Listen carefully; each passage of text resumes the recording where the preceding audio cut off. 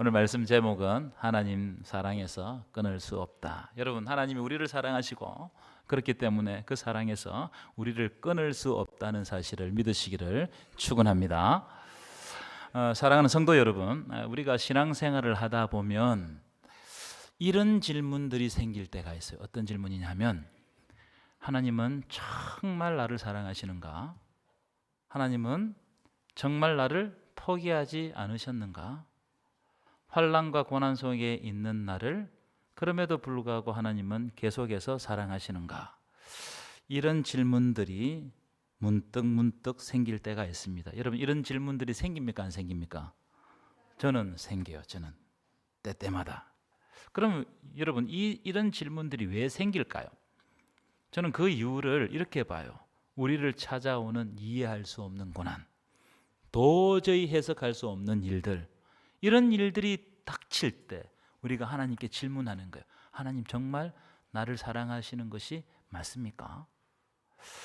우리만 이렇게 질문하는 것이 아니고 다윗도 하나님께 질문했어요. 시편 13편 1절 보시면, 여호와여, 어느 때까지니까 나를 영원히 잊으셨나이까?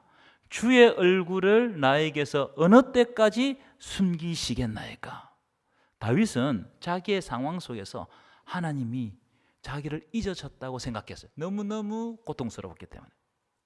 시편 22편 1절도 볼까요? 내 하나님이여, 내 하나님이여, 어찌 나를 버리셨나이까? 어찌 나를 멀리하여 돕지 아니하시오며 내 신음 소리를 듣지 아니하시나이까? 내가 환난 중에 하나님께 너무나 공고해서 기도할 때, 하나님, 내 기도를 왜 듣지 않으시고 나를 버리셨습니까? 왜 나에게 응답하지 않습니까? 이런 기도 아니겠어요? 여러분, 다윗은 믿음의 거장이라고 불립니다. 그렇죠? 그런데 믿음의 거장이라고 불리는 다윗도 환난 앞에서 하나님께 너무너무 섭섭해서 하나님께 공격적으로 질문하는 겁니다. 왜 나를 버리셨습니까? 왜 나에게 응답해 주지 않습니까? 하박국 선지자도 그런 비슷한 그 기도를 했어요. 자, 하박국 1장 13절 보시면, 주께서는 눈이 정결하심으로 악을 참아보지 못하시오며 패역을 참아보지 못하시거늘 하나님은 정결하신 분이라는 거예요. 하나님은 완전하신 분이라는 거예요. 그런데 어찌하여 거짓된 자들을 방관하시며, 거짓된 자들이 너무 판을 치는 거예요. 악인이 자기보다 어려운 사람을 삼키는데도 왜 잠잠하십니까? 하나님을 믿는 의인들이 잘 되고 성공하고 건강하고 뭐든지 잘 되고 이래야 되는데, 오히려 가만히 보니까 악인들이 더 잘 되고 더 성공하고, 반면 의인은 악인에게 환난을 당하고 악인에게 고통을 당하고 때때로 악인에게 멸망당하는, 지금 하박국 선지자는 악인에게 바벨론에게 멸망당하는 현장을 보고 이야기하는 거예요. 이런 일들이 일어나는 것에 대해서 제발 하나님, 내 기도에 대해서 속 시원하게 대답을 좀 해 주십시오. 왜 잠잠하십니까? 이렇게 질문하는 거예요. 이해할 수 없는 환난이 우리에게 생기면 이런 질문이 그냥 저절로 나오는 겁니다. 환난과 공고가 발생할 뿐만 아니고 그 문제들이 사라지지 않는 거예요. 해결되지 않는 거예요. 그래서 이런 질문들이 우리 속에서 막 올라오는 겁니다. 그렇지 않습니까? 아니, 하나님이 전능하시고 우리가 전능하신 그 하나님을 믿는다면 이런 일쯤은 전능하신 하나님이 해결해 주셔야 될 것 아닙니까? 이런 의도를 가지고 하나님께 따지고 탄원하고 기도하는 거예요. 이 기도는 다윗의 기도, 하박국의 기도뿐만 아니고 우리 속에도 그런 기도를 가지고 있다고 생각합니다. 제가 설교를 준비하다가 어떤 목사님의 설교를 듣는데, 그 목사님 이런 예화를 드시더라고요. 어떤 청년이 참 공고한 얼굴로 목사님을 찾아왔어요. 왜냐하면 자기 존재에 대해서 굉장히 회의적이고, 특별히 자기가 지금 살아야 되는지 죽어야 되는지 이걸 너무너무 심각하게 고민하고 있더라는 겁니다. 왜냐하면 이 청년은 자기 어머니가 성폭행을 당해서 태어난 아들이었어요. 여러분, 이런 사람에게 무슨 이야기를 해야 되겠습니까? 제가 그 예화를 들으면서 이 어머니가 이 자라는 아이에게 어떻게 대했을지가 상상이 되는 거예요. 상상이. 여러분, 그 어머니가 그 애를 볼 때 그 애가 사랑스러웠겠어요?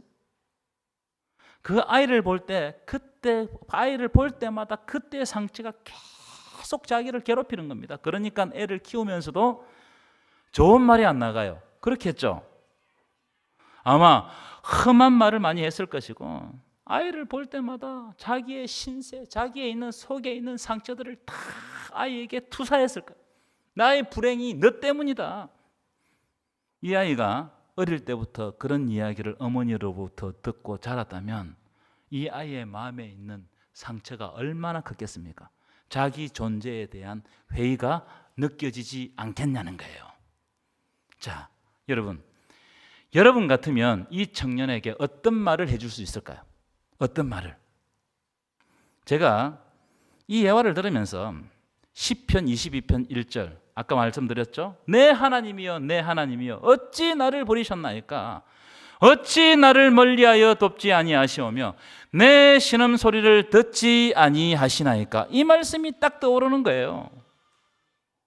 바로 이 말씀이 저 청년의 심정이 아닌가 제가 그렇게 상상을 했어요. 여러분 이런 사람에게 무슨 이야기를 해줄 수 있겠습니까? 사람의 몇 마디 말이 위로가 되겠어요? 안 되겠어요? 내가 어줍지 않게 찾아가서 몇 마디 말을 해준다고 그 사람이 위로받겠냐는 거예요. 여러분 이 모습은 금방 제가 말씀드렸던 이 청년의 모습은 절망을 안고 살아가는 우리의 모습을 극단적으로 보여주는 장면이라고 생각해요. 우리에게도 저 청년 정도는 아니지만 비슷한 모습들이 있어요.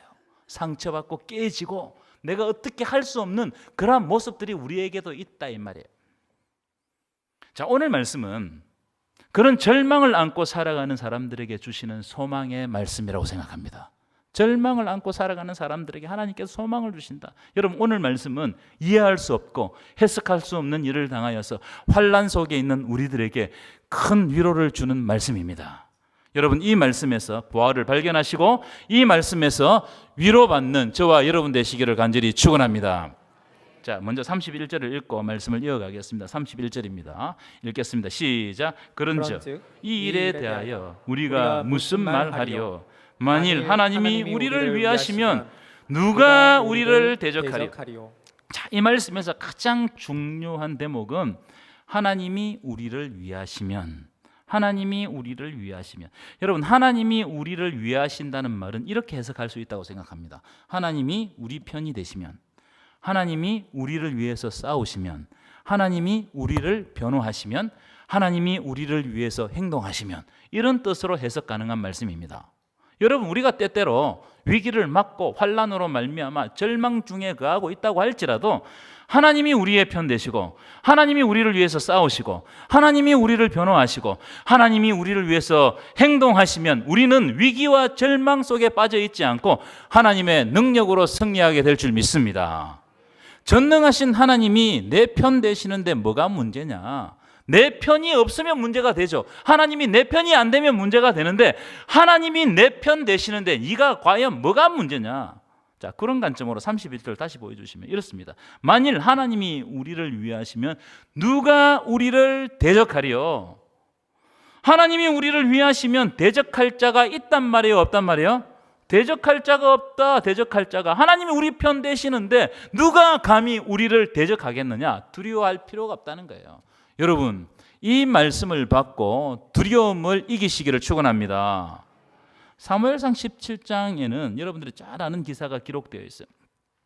이스라엘 백성들이 골리앗 앞에 선 겁니다. 골리앗이 등장했어요. 여러분 이스라엘 백성들이 골리앗을 본 순간 완전히 두려움에 사로잡혀 버렸습니다. 왜 두려움에 사로잡혀 버렸어요? 그것은 사람의 힘으로는 도저히 감당할 수 없는 괴물 같은 존재. 여러분 이 골리앗이 너무너무 크잖아요. 3m 가까이 되니까 이게 괴물 같은 존재가 등장한 거예요. 하나님의 백성들 앞에 등장해가지고 하나님의 백성들의 앞을 가로막고 나와 한번 싸워 보자. 그러니까는 이스라엘 백성들이 다 쫄아버렸습니다. 두려움에 사로잡혔어요. 그때 누가 등장하느냐? 다윗이 등장해서 우리가 잘 아는 말씀 사무엘상 17장 45절 말씀을 선포해요. 우리도 이 시간에 다윗의 심장을 가지고 한번 선포했으면 좋겠습니다. 큰 소리로 읽겠습니다. 시작. 다윗이 블레셋 사람에게 이르되 너는 칼과 창과 단창으로 내게 나오거니와 나는 만군의 여호와의 이름 곧 내가 모욕하는 이스라엘 군대의 하나님의 이름으로 내게 나아가노라. 아멘이십니까? 아멘. 여러분, 이 선포는요, 자세히 보시면 골리앗을 향한 선포이기도 하지만 어떤 면에서는 두려워하고 있는 다윗 자신을 향한 선포이기도 했어요. 여러분, 우리의 삶에는요, 골리앗과 같은 무시무시한 괴물들이 우리 앞을 가로막고 있을 때가 있어요, 없어요? 너무나 많습니다. 직장에도 골리앗이 있고 가정에도 골리앗이 있어요. 물질의 골리앗이 찾아올 때도 있고 건강의 골리앗으로 말미암아 힘들어하는 사람들도 많아요. 이 모든 것들은 내 마음대로 안 되는 거예요. 내 마음대로 안 돼요. 여러분, 내 마음대로 되면 그것은 더 이상 골리앗이 아닙니다. 우리가 때때로 우리 앞에 등장하는 골리앗을 만날 때마다 두려움에 빠지는 거예요. 불안에 빠지는 겁니다. 꼼짝하지 못하는 겁니다. 저도 있습니다. 아마 여러분들도 다 저마다 골리앗이 있을 거예요. 그럴 때 선포하라면 선포. 어떻게 선포해야 됩니까? 너는 칼과 창과 단창, 즉 세상적인 방법, 마귀적인 방법, 악의 방법으로 나를 무너뜨리려고 하느냐? 나는 그런 방법으로 승부하지 않고 어떻게 승부하겠다고요? 이스라엘 군대의 하나님의 이름으로 승부하겠다고 이걸 자기 자신에게, 두려워하고 있는 자신에게 선포해야 된다는 거예요. 내가 하나님의 이름으로 승리해야 하겠다는 선언을 하시란 말이에요. 여러분, 선언하시기를 축원합니다. 사울이요, 왕이었지 않습니까? 하나님의 이름으로 승리한다는 이것을 믿지 못하니까 다윗을 골리앗에게 보낼 때 어떻게 하느냐 하면 다윗에게 맞지 않는 군복을 입히는 겁니다. 자기 군복을 입히고 노투구를 씌우고, 얼마나 무겁겠습니까? 갑옷을 입히고 큰 칼을 채워가지고 그렇게 보내요. 그렇게 하면 이길 줄 알고. 이게 세상 방법이잖아요. 여러분, 그렇게 해서 이겼을 것 같으면 다윗이 오기 전에 벌써 이겼을 겁니다. 그렇죠? 여러분, 다윗이 맞지도 않는 그런 갑옷 입고 나가서 이길 수 있습니까? 없습니까? 없죠. 불편해가지고 어떻게 싸워요? 어떻게? 그러니까 드득지득지한 그런 걸 가지고 내가 싸워보려고 해도 힘이 안 되는 겁니다. 여러분, 다윗이 골리앗을 이길 수 있었던 방법은 다윗이 양을 칠 때, 그때 사자가 나타나고 곰이 나타날 때가 있었어요. 그때 어떻게 하느냐? 하나님을 의지하고 사용했던 물맷돌 하나만 가지고 가면 이기는 거예요. 그래서 다윗이 골리앗에게 가면서 매끈한 돌 5개를 주머니에 넣고 양을 치던 막대기 하나 들고 물맷돌 가지고 하나님의 이름으로 승리했어요. 그때 다윗이 골리앗에게 나갈 때 골리앗이 다윗을 보고 비웃었어요. 네가 나를 막대기를 가지고 나를 이기려고 나왔느냐? 그런데 그 막대기를 가지고 나가도 하나님의 이름으로 나아갈 때 승리한 거예요. 우리 한번 따라했으면 좋겠습니다. 크게 따라하십시오. 확신하라. 더 크게 확신하라. 여러분, 뭘 확신하라는 거예요? 하나님이 승리를 주신다는 것을 확신하라는 거예요. 여러분, 확신이 있으면 두려움을 떨쳐낼 수가 있는 거예요. 다윗이 자기가 하나님이 함께 하시면 이긴다는 그 확신 때문에 골리앗 앞에서도 두려움을 떨쳐내는 겁니다. 여러분, 믿음으로 확신하시기를 축원합니다. 이 바울과 실라가 빌립보 감옥에 갇혔습니다. 복음을 전하다가 감옥에 갇혀가지고 매를 맞고 착고에 채워가지고 깊은 감옥에 갇혔습니다. 여러분, 깊은 감옥에 갇혔다는 말은 그들에게 소망이 없다 이 말이에요. 깊은 감옥에 가면 갈수록 빨리 사형당하는 겁니다. 깊은 감옥에 갇혔어요. 그런데 그때 바울과 실라가 뭘 했다고 그랬죠? 한번 읽어볼까요? 16장 25절입니다. 사도행전 16장 25절 함께 읽겠습니다. 시작. 한밤중에 바울과 실라가 기도하고 하나님을 찬송하며 제수들이 듣더라. 한밤중이라는 말은 소망이 전혀 없는 시간이란 말이에요. 어둠이 역사하는 시간이란 말이에요. 마귀가 역사하는 시간이란 말이에요. 그때 바울과 실라는 하나님을 소망하면서 기도하고 하나님을 찬송했어요. 그렇게 기도하고 찬송하니까 소망이 없이 그 감옥에 갇혔던 제수들이 바울과 실라의 기도와 찬송 소리를 들었단 말이에요. 여러분, 우리가 때때로 어둠에 빠져 있을 때 그때 우리가 절망하지 아니하고 하나님 앞에 그럼에도 불구하고 기도하고 찬송하면 그 소리를 누가 듣느냐? 소망 없는 사람들, 예수 믿지 않는 사람들, 절망에 있는 사람들이 그 음성을 듣고 하나님의 살아 역사하심을 느낀다는 거예요. 여러분, 이런 소망을 좀 가지십시오. 나를 통해서 살아 역사하시는 하나님이 드러난다는 겁니다. 여러분, 대부분의 사람들은 소망 없는 밤, 영적인 밤이 찾아오면 하나님께 소망을 두지 않고 내 눈에 보이는 어둠을 바라보다가 그저 절망에 빠져서 헤어나지 못할 때가 너무너무 많아요. 그렇게 되면 정말 영적으로 실패하는 거예요. 사울 있죠? 초대왕 사울 같은 사람은 절망에 빠져서 하나님을 버리고 엔돌의 신접한 여인에게 가르침을 청하다가 결국 비참한 말로를 맞이했어요. 어둠에 빠져서 어둠에 헤매다가 결국 비참한 말로를 맞이했다. 하지만 하나님의 사람들은 우리의 소망을 꺾는 절망의 밤에 한결같이 여호와의 이름을 의지하고 하나님을 소망했던 사람들이 성경에 너무너무 많이 기록되어 있습니다. 시편 42편 5절에 보면 이렇게 기록되어 있어요. 내 영혼아, 내가 어찌하여 낙심하며 어찌하여 내 속에서 불안해하는가? 너는 하나님께 소망을 두라. 누구에게 소망을 두라고요? 하나님께 소망을 두라. 그가 나타나 도우심으로 말미암아 내가 여전히 찬송하리로다. 여러분, 하나님께 소망을 두시기를 축원합니다. 하나님께서 우리를 도우셔서 여전히 우리의 삶 가운데는 여전히 고난이 있지만 그러나 우리가 여전히 하나님을 찬송하게 하실 줄 믿습니다. 자, 그렇다면 도대체 무엇이 우리를 다시 하나님께 소망을 두게 하느냐? 그 근거가 뭐냐? 이 말씀이 오늘 말씀의 핵심이 될 거예요. 자, 오늘 본문 32절입니다. 한번 읽어볼까요? 시작. 자기 아들을 아끼지 아니하시고 우리 모든 사람을 위하여 내주시니가 어찌 그 아들과 함께 모든 것을 우리에게 주시지 아니하겠느냐. 여러분, 하나님은 자기 아들을 우리를 위해서 내어주셨다는 거예요. 자기 아들을 내어주셨다는 말은 하나님의 모든 것을 내어주셨다는 거예요. 하나님이 가장 사랑하는 것을 내어주셨다는 것은 하나님의 전부를 내어주셨단 말이에요. 자기 아들까지 내어주셨는데 다른 것을 주시지 않겠느냐. 누가복음 11장 13절은 너희가 악할지라도 좋은 것을 자식에게 줄 줄 알거든 하물며 너희 하늘 아버지께서 구하는 자에게 성령을 주시지 않겠느냐. 아멘이십니까? 하나님께서 가장 좋은 선물 성령을 여러분 각자에게 주실 줄 믿습니다. 여러분, 백화점 가가지고 세일할 때 비싼 물건을 하나 사잖아요. 그러면은 사은품은 그냥 줍니다. 자동 줍니다. 그런데 어리석은 사람들은 그 사은품을 돈으로 살려고 그래요. 어리석죠? 하나님께서 자기 아들을 십자가에서 우리를 위해서 내어주셨다는 것은 나머지는 다 패키지로 준다는 말이에요. 우리가 구하는 거, 우리의 소원, 내가 바라보는 거, 이런 것은 하나님의 때가 되면 하나님의 방법으로 하나님의 뜻 가운데서 주신단 말이에요. 그래서 여러분, 그리스도의 십자가가 절망 중에 있는 우리에게 소망이 되는 것이고 또한 승리의 보증이 된다는 사실을 믿으시기를 축원합니다. 십자가에 소망이 있는 거예요. 십자가에. 자, 33절, 34절 볼까요? 33절, 34절 읽겠습니다. 시작. 누가 능히 하나님께서 택하신 자들을 고발하리요? 어렵다 하신 이는 하나님이시니 누가 정죄하리요? 죽으실 뿐 아니라 다시 살아나신 이는 그리스도 예수시니 그는 하나님 우편에 계신 자요 우리를 위하여 간구하시는 자신이라. 이 말씀을 계속 띄워놓으십시오. 여러분, 아무도 우리를 정죄할 수가 없어요.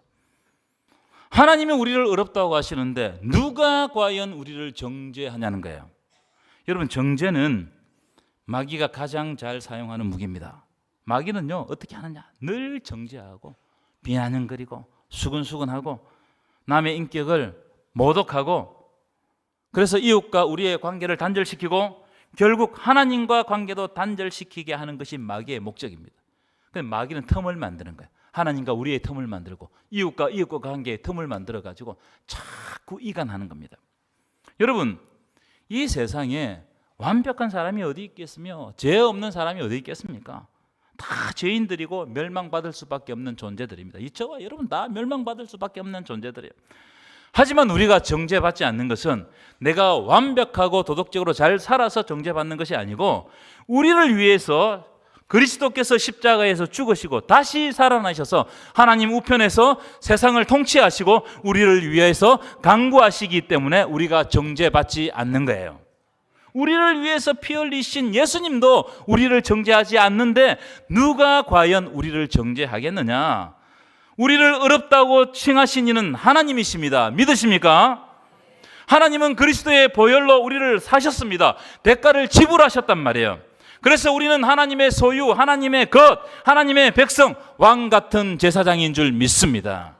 우리가 얼마나 존귀한 존재냐. 예수 그리스도의 피로, 그 대가를 지불해서 사신 하나님의 백성이라는 거예요. 여러분, 이 말씀, 금방 제가 말씀드렸던 이 말씀은 하나님은 절대로 우리를 포기하지 않는다는 말씀과 일맥상통하는 말씀입니다. 한번 따라할까요? 하나님은 우리를 포기하지 않으십니다. 믿으십니까? 하나님은 우리를 포기하지 않으세요. 저는 요셉 이야기를 여러분들이 아시는 것처럼 너무너무 좋아합니다. 요셉을 보면 제 삶을 보는 것 같아서 너무너무 좋아합니다. 요셉이 17살 때 꿈을 꾸죠. 여러분, 요셉이 꿈을 꾸고 싶어서 꾸었습니까? 아니에요. 하나님이 일방적으로 꿈을 꾸게 하신 겁니다. 그런데 이 철없는 요셉이 17살 철이 있겠습니까? 이 요셉이 참 자기에게 오는 그 은사, 그 하나님의 계시가 뭔지를 몰라가지고 꿈자랑하다가 형들에게 시기받아가지고 애굽의 노예로 팔려간단 말이에요. 여러분, 요셉이 잘못한 것은 하나님이 주신 꿈을 꾼 것밖에 없어요. 그렇죠? 그런데 여러분 한번 상상해 보십시오. 요셉이 애굽으로 팔려갈 때 요셉 생각에 하나님이 나를 버리셨다고 생각하지 않았겠어요? 얼마나 억울한 일입니까? 내가 왜 노예로 팔려가고 내가 왜 감옥에 갇혔냐 이거예요. 그런데 여러분, 성경 창세기 39장을 잘 읽어보시면 요셉에 대해서 평가하는데 뭐라고 평가하느냐 하면 하나님이 요셉과 함께 하시니 요셉이 형통한 자가 되었다는 거예요. 지금 요셉은 노예 생활을 하고 있고 감옥에 갇혔는데 성경은 계속해서 요셉에 대해서 평가하면서 하나님이 요셉과 함께 하시니 요셉이 형통한 자가 되었다고 계속 이야기해요. 왜 그렇게 평가하는 거예요? 사람들의 눈에는 요셉이 저주받고 하나님으로부터 버림받은 것처럼 보이지만, 그러나 하나님의 입장에서 요셉을 보면 요셉은 하나님께 버림을 받은 것이 아니고 오히려 하나님이 때마다 시마다 사건마다 하나님이 요셉과 함께 계시고, 그래서 요셉의 자리가 비록 고난의 자리였지만 그가 형통한 자가 되었다고 평가하는 거예요. 하나님이 함께 계시기 때문에 형통한 겁니다. 여러분, 우리는 형통이라 하면 내가 생각했던 모든 일이 다 이루어져서 형통하다고 생각하는데 성경에서 형통은 그런 형통은 없어요. 성경에서 형통은 하나님이 함께 계시기 때문에 내가 두려움에 빠지지 않는 것이 형통인 줄 믿습니다.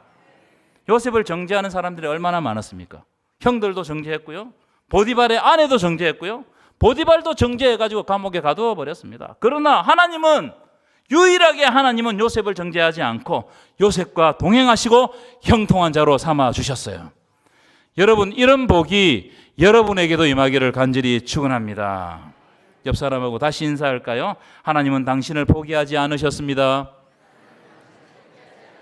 하나님은 나를 포기하지 않으셨어요. 하나님이 나를 포기하지 않으셨다는 그 말씀은 35절부터 39절까지 사도 바울이 아주 강력하게 선포합니다. 35절부터 39절까지. 그러니까 제가 생각할 때 이제 읽을 텐데 35절부터 39절까지는 그냥 이렇게 맹숭맹숭하게 읽어서는 안 돼요. 35절부터 39절까지는 자기가 할 수 있는 가장 큰 소리로 자기 자신에게 선포해야 돼요. 진짜 큰 음성으로 선포하면 그 울림이 하나님께서 내 마음속에 감동을 주실 줄 믿습니다. 그래서 자기에게 선포하듯이 큰 소리로 우리 정말 힘을 내어가지고 35절부터 39절까지 읽어보겠습니다. 준비되셨나요? 시작!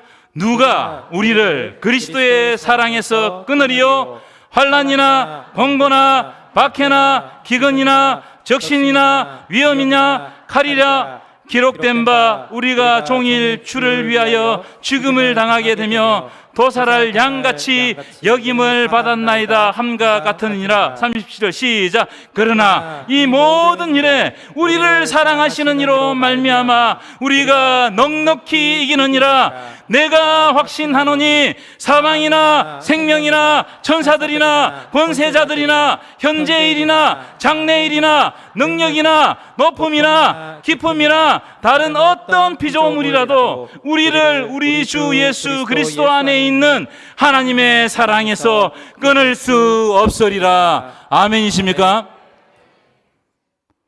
여러분에게 선포하니까 여러분에 있는 두려움이 날아가죠. 말씀이 위대한 거예요. 말씀이. 이 말씀은 두 가지를 우리들에게 교훈 주고 있습니다. 첫 번째, 우리를 하나님의 사랑에서 끊을 수 없다는 거예요. 끊을 수 없다, 이렇게 선언하고 있어요. 하나님의 사랑에서 우리를 끊어내는 것은 불가능하다. 여러분, 이 말씀을 여러분의 마음에 담고 안심하시기를 축원합니다. 여러분, 우리를 하나님의 사랑에서 끊어내려고 하는 것들이 얼마나 많냐 말이에요. 얼마나 내 삶 가운데 하나님 사랑에서 끊어내려고 하는 게 너무나 많아요. 35절 보시면 환난, 공고, 이 공고라는 말이 무슨 말이냐면 자신이 통제할 수 없는 극심한 근심으로 말미암아 내 마음이 흔들려 버리는 거예요. 공고한 거예요. 그리고 박해, 기근, 적신은 벌거벗은 수치를 말하는 겁니다. 그리고 위험, 칼. 여러분, 이런 것들이 우리를 얼마나 위협하는지 몰라요. 여러분, 로마서는 바울이 로마에 사는 그리스도인들에게 보낸 편지 아니겠습니까? 무슨 말이냐면 왜 이런 편지를 보냈어요? 로마에 사는 그리스도인들이 환난, 공고, 박해, 기근, 적신, 위험, 칼의 위험 때문에 예수 믿는 것이 쉽지 않았던 것 같아요. 그렇죠? 그래서 바울이 이걸 환난, 공고, 박해, 기근, 적신, 위험, 칼, 이걸 서술에서 말하고 있는, 강조하는 겁니다. 로마에서 신앙생활하는 게 너무너무 힘들었다. 왜냐하면 그 당시에 네로가 통치하고 있었기 때문에. 이 쉬운 일이 아니었어요. 예수 믿는 게 이게요, 쉬운 일이 아니에요. 목숨 걸고 해야 되는 일이었어요. 하지만 그런 어려움이 있었지만 그런 요소들이 우리를 하나님의 사랑에서 끊어낼 수 없다는 거예요. 저는 이게 가장 중요하다고 생각해요. 우리를 하나님의 사랑에서 끊어낼 수가 없다. 이건 너무너무 중요한 것입니다. 여러분, 우리의 삶에는 실제로 환난이 있고 박해가 있고 공고가 있고 위험이 있고 칼이 있지만 그런 것들로 하여금 우리가 하나님의 사랑에서 우리를 끊어낼 수 없다, 이 말이에요. 아멘이십니까? 아멘이십니까? 그것을 무엇으로 보증하느냐? 예수 그리스도의 십자가의 은혜가 보증한다는 거예요. 약속하고 있다는 거예요.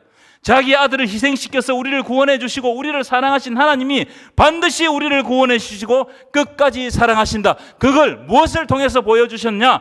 예수 그리스도의 십자가를 통해서 우리에게 보여주셨다. 그래서 우리는 하나님 안에 거하는 자들이다. 아멘이십니까? 신명기 7장 7절 8절 말씀인데요, 제가 이 말씀 듣고 참 은혜를 받았습니다. 잘 들어보십시오. 여호와께서 너희를 기뻐하시고 너희를 택하심은, 하나님이 우리를 기뻐하시고 우리를 택하신 것은, 자 보십시오, 너희가 다른 민족보다 수요가 많기 때문이 아니다는 거예요.